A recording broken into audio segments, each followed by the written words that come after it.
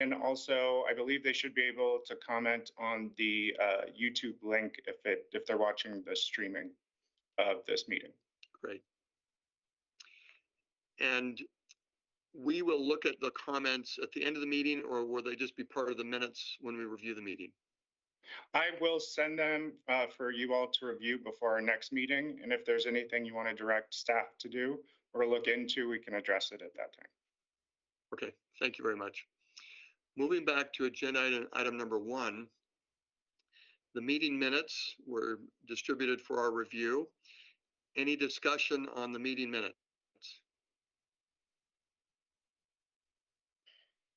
If not, I will entertain a motion to approve the meeting minutes from March 28th, 2024. So moved.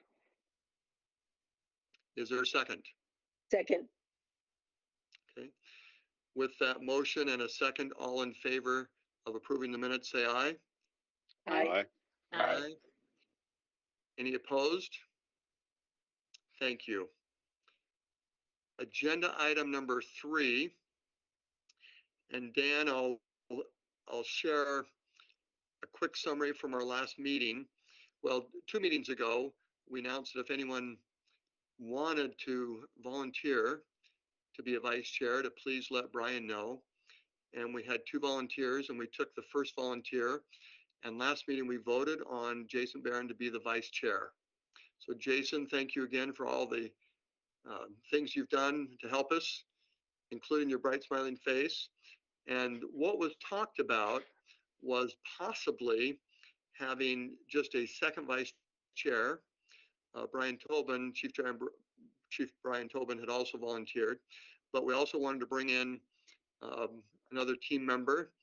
And Barbara, I don't know if you volunteered or if you got, or if you were volunteered, but I would say for discussion, just to see how you felt, and obviously we could change direction, but where we left the last meeting was possibly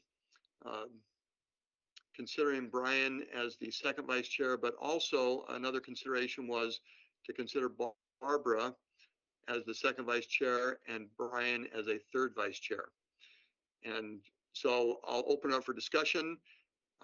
If you wanted to go with one of those 2 options, you could also make a motion, but let's start with any discussion on what I just shared with Dan from our last meeting.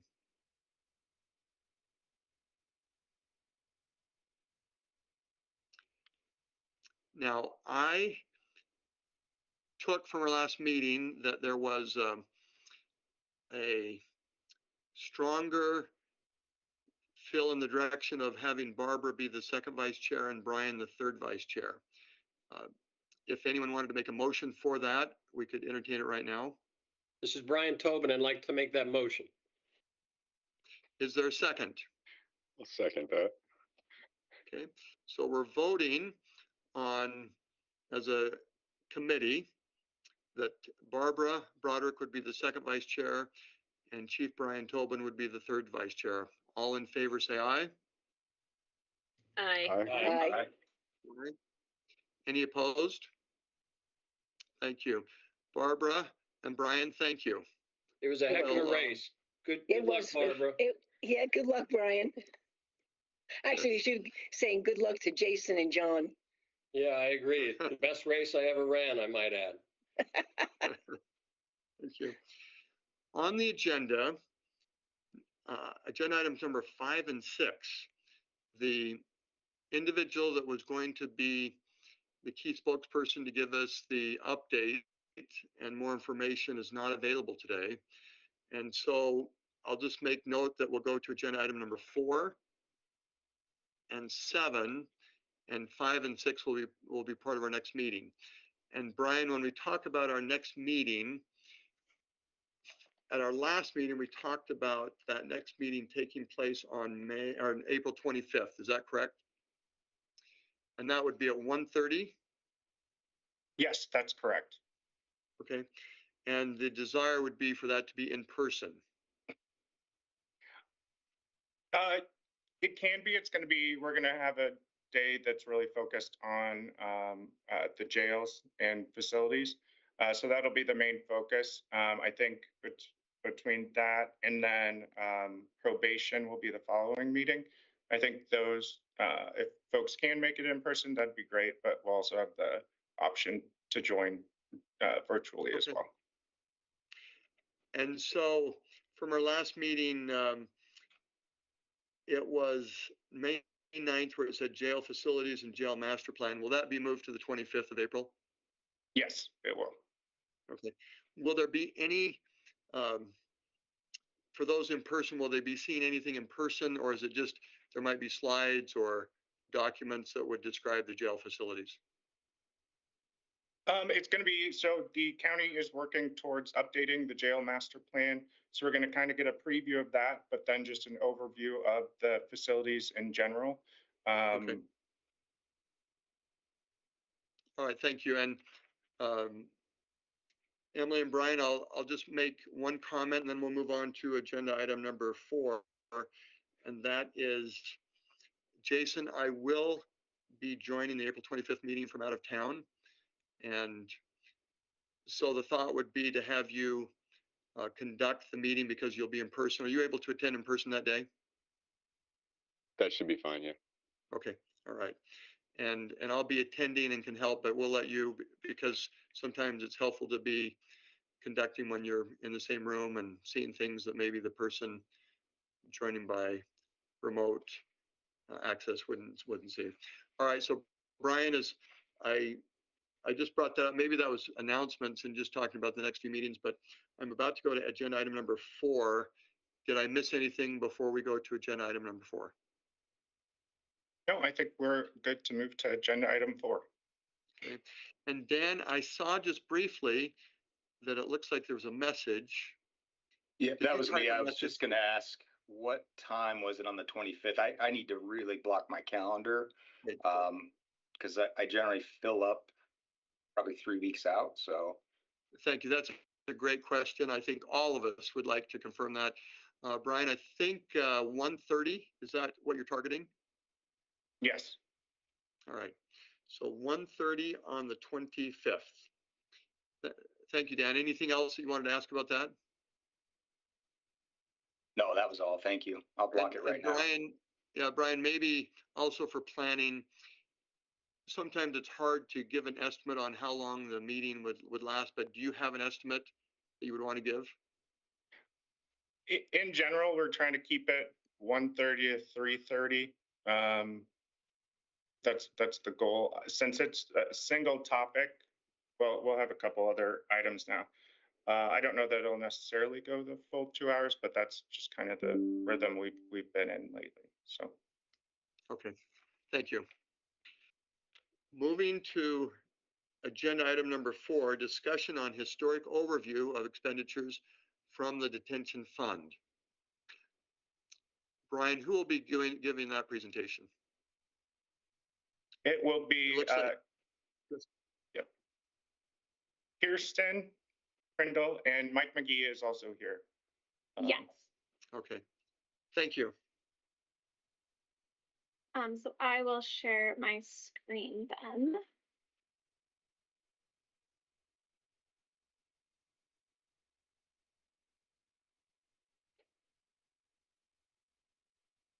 Okay, so when Mike and I had come to the first Public Safety Funding Committee meeting, we had gone over our budget process and then what we had in the budget overall just for fiscal year 24 for the total budget as well as the detention fund budget and just the high level detail there.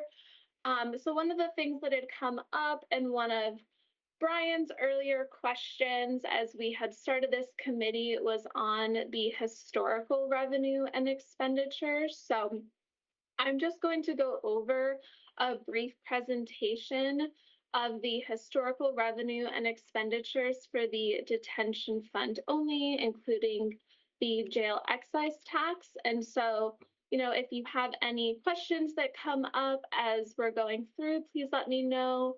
And if I can't answer them, our staff is happy to gather any information that you need and give that to Brian to distribute. So just as a reminder, the jail excise tax was a 1/5 of a cent. It was approved in 1998 and extended in 2002.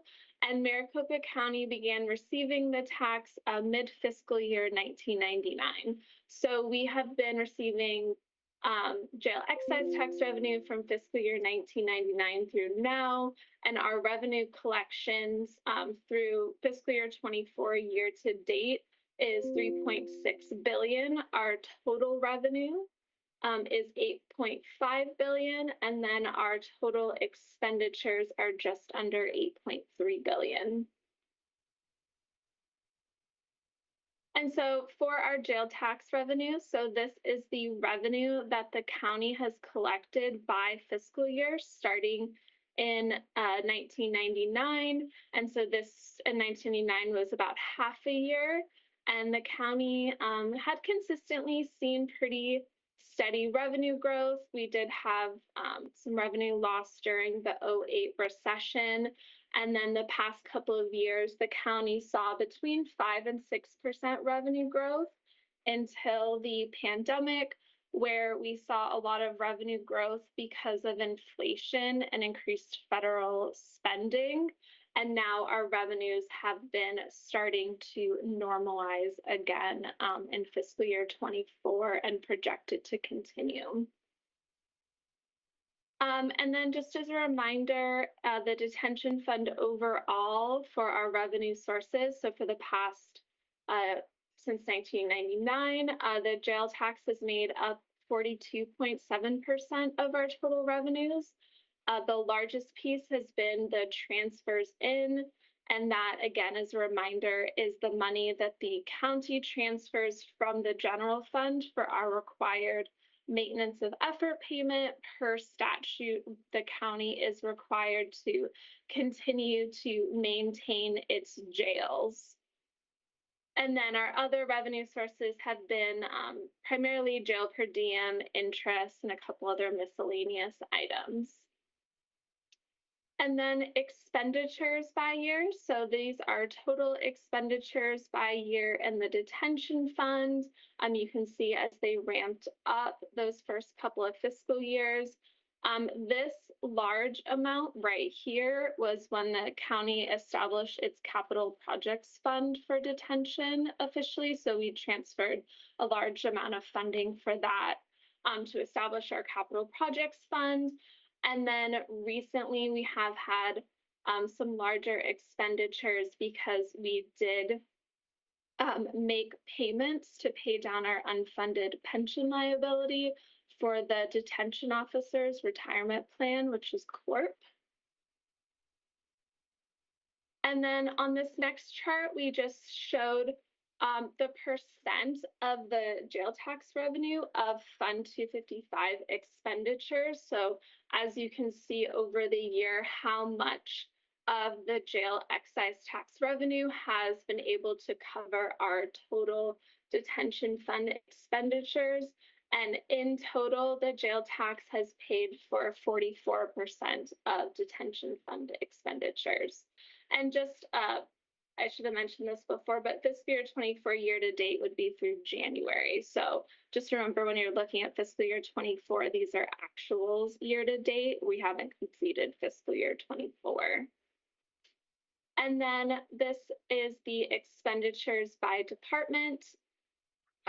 So primarily the sheriff's office is the largest department with expenditures in the detention fund. They have the largest amount of personnel in the detention fund as they run the jails, along with detention officers, correctional health to support that, and then followed by juvenile probation, adult probation facilities, and some of those other support departments.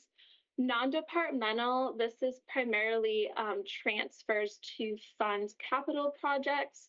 So with the jail excise tax, we have funded the building of 3 jails. So we have been able to build the 4th Avenue jail, the Lower Buckeye jail, and we most recently opened the intake transfer release jail. So that's we moved our intake an initial appearance court, and we moved our Durango jail.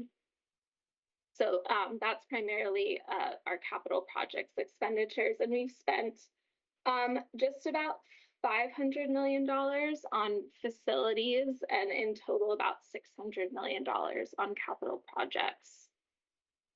And then finally, this is just the expenditures by categories. So the county as a whole, our personnel is always our largest expenditure, but detention especially because of running the jails along with running the juvenile detention center, and then all of the probation that is detention related as well. So personnel is just about 2/3 of total expenditures, followed by services, the transfers for capital supplies, and just like smaller capital purchases that would happen in the budget.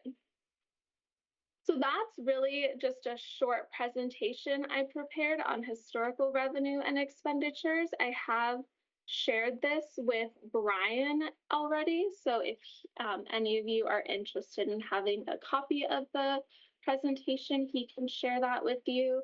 And then as you're going through, this process in the committee, if you have any questions on any of our revenue and expenditures or would like any additional specific detail on those, please let Brian know and we'd be happy to answer any questions you have. This is Kimberly. Thank you. I had a quick Please, question. Kimber. Yeah, I'm wondering if there's a further breakdown so that we could better understand on the corrections side, how much of that might be used for anything that might be considered rehabilitative, whether it be mental health treatment, drug treatment, anything like that? Is there a breakdown that exists that we could view? We can try to put something together. We do use various chart of account elements in the budget, and so we could try to look at, we use activities, so certain activities, if we can pull out pieces of that. I'm sure we could try to get really close on that information by pulling out some of the activities and maybe speaking to the sheriff's office and correctional health as well. Yeah, I'd appreciate it. I'm just very interested in how much is used toward reducing recidivism, and mental health certainly, and addiction treatment would be helpful, I would think, but there's plenty of people here that may have knowledge about that more than me, but I'd be very curious to look at those numbers.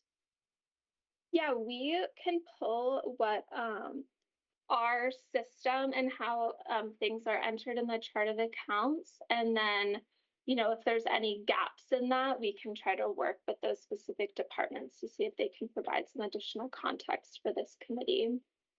Great, thank you. Other comments or questions? Looks like Marissa has a question. I just want to piggyback on Kimberly, because if the detention centers, if we don't know how they're tracking, then that's can be another recommendation for future use of these funds, that we want to know how we're preventing recidivism. And I guess for me, I'm also, it's probation, but it's for both, for the adults and for the juvenile. So if we can see how that's being captured, and if there's a gap there, then that's another point for our recommendations, right, for the funding. Thank you. Any comments on that? Yeah, we can, like I said, we will kind of go back and look through the actuals and see as much as we're able to pull together and recreate for you guys. Thank you. Brian? Is there a moral to this story, or is there something that with this presentation that we should be tracking on, focusing on? I mean, or is that coming up next? I think for us, we're just trying to show as much overall of how the funds have been used year to date. And then any detail beyond that we can provide. I think we're also hoping it can help provide context as you hear about some of the other things with facilities and things like that with spending and how much the county has been spending.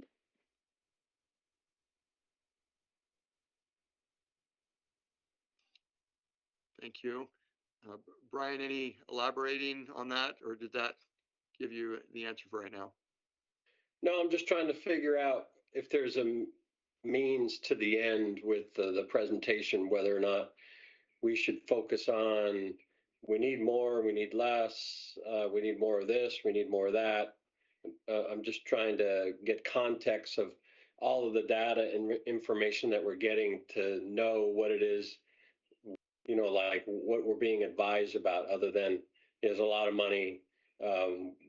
We need to extend to some degree the funding, but is there more, is all I'm trying to get to. Is there another moral of the story while we're going through this exercise?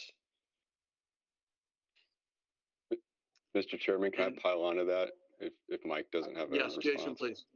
So I guess to build on Brian's question, can you give us a sense of that pool of expenditures, how much of that is driven by federal or state mandates versus discretionary by the board?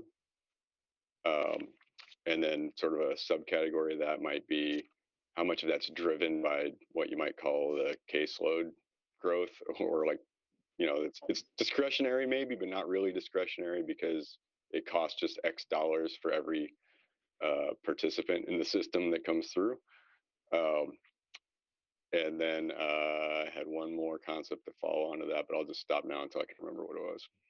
Yeah, I would say that I think I had pulled it in our previous presentation, but almost 90%, I believe, of our public safety expenditures are either mandated in state statute, administrative mandate, or mandated by the federal government. So in terms of public safety, we've always tried to ensure that those expenditures are going to support the mandated functions of the county. We publish sort of a mandate section with a chart that shows that I can share. It doesn't have the full historical, but it has it for the fiscal year 24 budget. And we would try to always follow along that with every budget.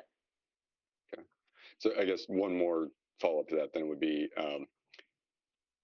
as you're looking at, your inflationary pressures over time, not even just in the COVID period, but just looking at what the cost drivers are, can you give a sense, is that healthcare mandates either for the, people going through the system or for employees, or is it capital costs or something else that I'm not thinking about? You have a sense of that? So we're going through fiscal year budget prep right now, so I can kind of speak to that as we've heard some of the issues that departments are dealing with. So in terms of cost drivers, personnel is a huge issue. I'm sure that you're all aware that recruitment and retention for public safety personnel is very difficult, especially on the detention side. We have a very high vacancy rate, and trying to put pay plans in place in order to incentivize staff to stay, recruitment, those sort of things has been difficult. So personnel, as you can see, is the largest cost driver for that. Correctional health, they do experience different waves. Sometimes it just depends on the population as well, but healthcare costs can be going up at different times. And the opioid epidemic is also a huge problem because of medication costs related to that. Narcan is expensive. So that has been another large cost driver. Probation is interesting because you go through ebbs and sort of the same with the jail and the facilities. So the pandemic has really changed things for us. Our jail population went down. The courts kind of only did high level cases when they needed to because we really slowed down, and now things are opening up again. So we're seeing the impact of that really this fiscal year has been, as we're preparing fiscal year 25, has been the catalyst of we're coming out of the pandemic and things are changing again in our criminal justice system. So I think that's something interesting to keep in mind as well, because the pandemic changed things. We're now starting to return to normal operations again in that court system as well. Thank you. Mhm.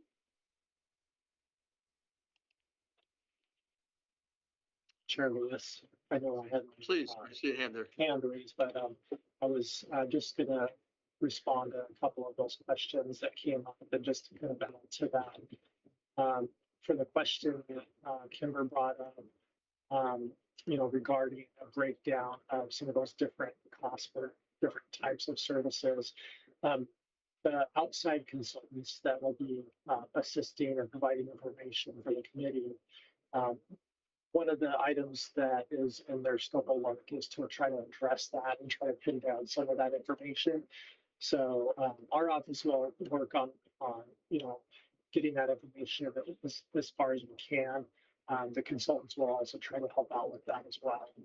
And if you have other pieces of information you would like, just let Brian know and he can kind of feed that to us and we can kind of build that into the work for the consultants.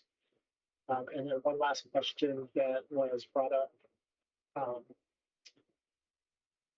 by Brian is, what are we trying to get from this? I think there's one piece that I wanted to point out, and it's the slide that shows that the county is really, the general fund is really providing a significant source of that detention fund.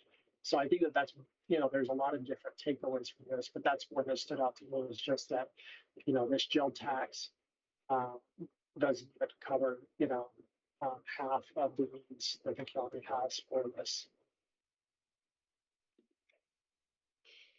Thank you, Mike. That's super helpful. I think the other piece of the puzzle that would help us make a decision on recommendations would be the general cost savings of reducing recidivism, right? It would be really interesting to know if people successfully were treated for addiction or mental health, how likely they are to stay out of jail and what is the net gain of that investment.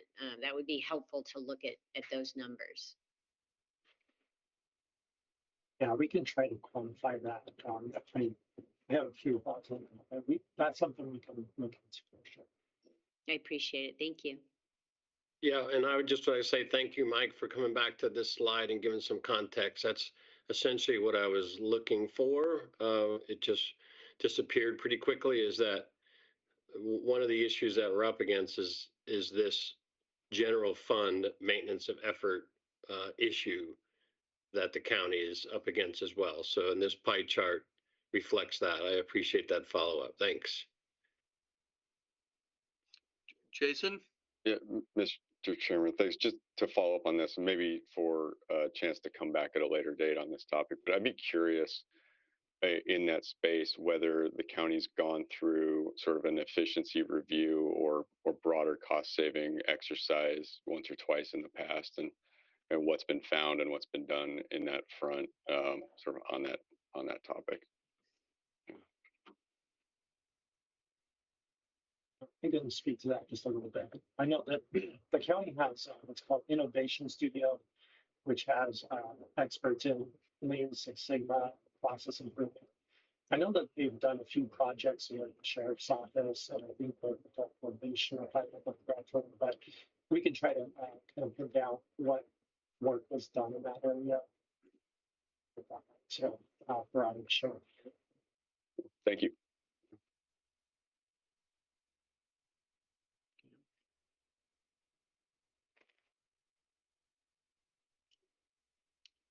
So at this point, agenda item number, well, Brian, Kirsten mentioned that she's shared this presentation with you, and not speaking for everyone, but I think it would be helpful for you to send it to us because it's now a public document. So if you could just plan on doing that. Yes, I will do it right after this meeting. Okay, thank you. And it's, as we noted, 5 and 6 will be moved to the next meeting. And Brian, tell me if I'm reading this wrong. Is agenda item number 7 the same as agenda item number 4? It is. We were rearranging the order of the items and number 7 got left on. Okay. Well, we could do a review and do 4 again, which would be 7. But maybe I'll just ask our team, Kirsten, Mike, is there anything else that you feel that we should be hearing at this point? I don't have anything else to share with you at this moment. I don't either. That just kind of another, if it are pieces of information in alignment, I think we can do that. And Brian, as we said, for the public comments, we can't really see those now or know if they're there, but you'll pass them on to us and they'll be part of the meeting review before next meeting. Yes, we'll have an agenda item where you all can respond to the public comments from this meeting at the next meeting, if you'd like. Is it a correct assumption then that we would be finished with our agenda items for this meeting? Yes, Mr. Chair. Okay. Is there a motion to adjourn? Yes. So move. Second. Okay. With that, we won't even take an aye or nay. We're just going to take that verbal feedback. And I thank you again for your participation. Dan, look at this. You're done in time for your 3 o'clock meeting. And the rest of us will go to other meetings too, maybe at 3 and maybe at 3:30. But thank you for your participation. We will see you on April 25th. Meeting adjourned. See you all soon. Thank you. All right. Thank you all. Thank you. Thank you.